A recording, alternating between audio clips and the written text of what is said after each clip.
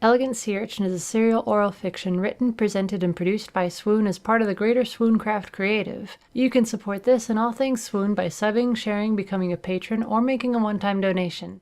And before the program starts, remember, your reality is not anyone else's. You have to live with this, alone, because no matter the implant or mutation later in life, you'll never quite see things any other way. You, listening, thanks. And enjoy. Because of my recent regular wavecasts, the school has asked me to be an announcer for the playoff and championship doorball games. Heather says I should do it. It's a great chance to be out there and possibly get scouted by the government agents. I don't think that's what I want, though. I only have till the end of this season to turn in my career path, and it's still blank. Don't get me wrong, Grammum and, even though he hasn't been back, Uncle K2, they're both supportive of my wave casting.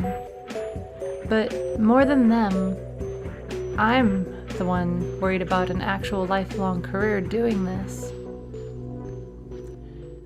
The great casters have been doing this 8 times longer than I've been alive. Dreadful as a thought, I couldn't even keep a sponsor. Just think of the way that Dame Marin shares her sponsors, how she so simply convinced me to go to a particular pet shop. It simply rolls through her casts like a natural ebb. I don't think I could ever so seamlessly manage that, and I don't think I'd have a lot to say once I complete end school.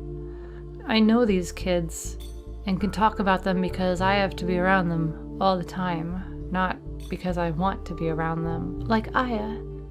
She's been giving me queer glances all week. Then there's this silt sucker of a kid, Ald, who came with me to the head's office and didn't think twice about accepting the same offer. Then there's the Cove's least effective bellhop in 5 centuries. That is plotted through the channels of the school grounds, kind of not like himself lately. All of them, well, I like Heather's company, and Enzo. I went and had dinner with the Bonilos. I like her dad a bit too. I think I specifically like the portions he cooks. I didn't waste anything, and he seemed to know to have extra made for Enzo. I don't want to keep drifting on about Heather, but beyond what I just said, I haven't paid much attention at school the past week except to be told about this chance to announce. I thought the heads were bringing me in to lecture me. Heather thought so too. As soon as I was out of the chambers, she asked what my punishment... There I go again. Let me jab you with words of steel. Heather left a letter to me in my pack. I found it at lunch during the purple shine, and it really whipped up a maelstrom. I laid there with Enzo until the last whispers of Tangerine were engulfed by the rolling smogs at 5th. I'd never read something so sincere written about me, and I'll never get to read it again because Enzo vanished the page. Heather seemed to have been waiting patiently from some unseen place because the moment the letter left my hand and Enzo presumably consumed it, she rushed out to throw herself on me. The accidental disrespect really sealed the deal for her. It was nice. Her warmth.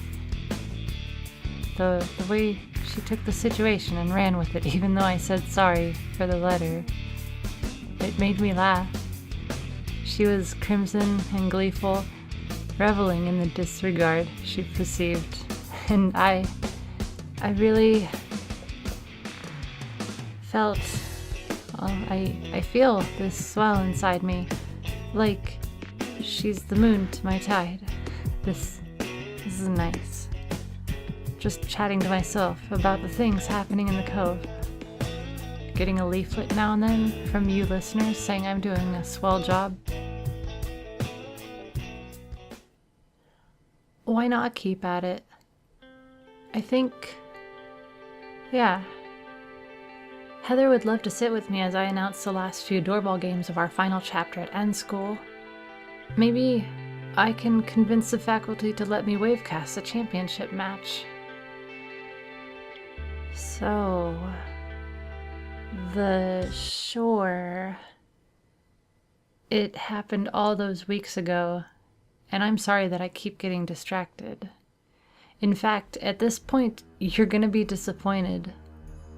On that green hill, in the dark hour of the hate, Heather told me that I fell. Well, we know that, and I experienced a lot of flashing lights and a spiraling high that whispered to me secrets of the universe. And my father, Enzo howling was the last thing I remember of the day. Okay. Heather explained that I was under the shallows of the great Mooney Moss for minutes. She waded in waist deep and reached for me through the tangerine murk. The spores were too tousled for her to swarm for more than a few moments at a time. She said she kept sneezing, that whenever she turned around to step back in, Enzo was in the shoreline, and for the blink of an eye, he was surrounded by an empty space before a tide of algae, spores, and moss collapsed around him. This went on for what Heather thinks was a full 14th. Enzo was sat on the shore, starry eyes, not moving from where I fell. "Help!" Heather cried. "Please, Faye, don't die!" She hollered, asking Azathoth and his dreadful acolytes to save me from the murk. "At what cost?" she heard whispered. "The world, myself, fill the mossy expanse with angels or stars if you must," she cried over the pastel wastes. There was a long silence, and my companions lamented.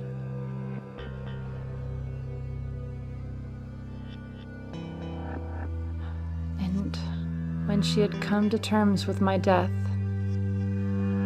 Heather cursed herself.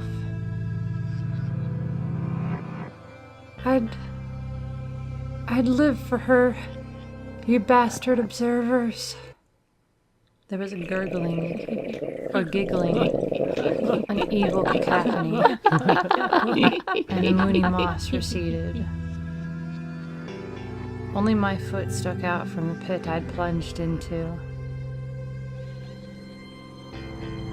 I didn't press her for details. Heather made no mention of Enzo's howl, and I didn't find out why there was that red indent around my neck. Someone saying such things. For my benefit, I didn't have words. I've been coming to terms with this desire to live recently, but dedicating myself to someone, like the uncles, even I'm not that selfless. Even with my spirited outlook, I'm just another scared urchin. Another who'll probably never be that virtuous. I craned my neck to see her as we laid on the soft green mossy hill, her head still near mine, and her body off in some foreign direction. I still don't understand why memory swears there was a Henry. All I could think to do was to show my gratitude. I licked her forehead, returning my gaze to the rolling smogs far above us. I could feel the heat of her embarrassment, or excitement, or whatever she may have really been feeling. For all that I didn't know to say, or from what I didn't know was running through her mind, or not knowing how hungry Enzo likely was, I knew one thing. We were alive. And that's much more spectacular. No, it's much more fulfilling than a moment's fame of a tragic death.